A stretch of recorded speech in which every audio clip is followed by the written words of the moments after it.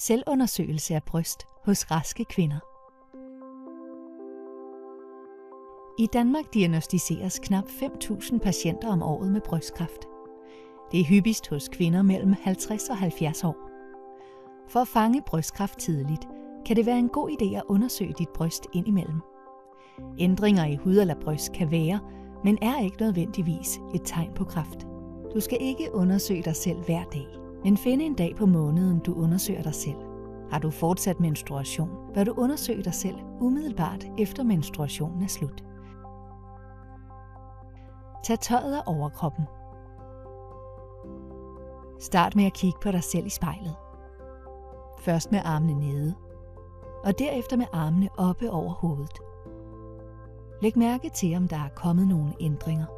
Det kan være sammentrækning eller indtrækninger af huden, rødme i huden, hævelse under huden eller udflåd fra brystvorten. Nu skal du undersøge brystet. Det er vigtigt, at du laver det systematisk, så du kommer hele området igennem. Lad fingrene glide langs øvre kant af kravebenet, fra skulder og ind mod midten. Lad fingrene fra kravebenet glide ned mod brystet, så området lige over brystet mærkes efter. Herefter gentages undersøgelsen på den anden side. Herefter undersøges brystet. Det kan være nødvendigt, at du med den ene hånd løfter brystet op, mens du undersøger med den anden hånd. Brug de midterste 3 fingre og tryk fladt med disse.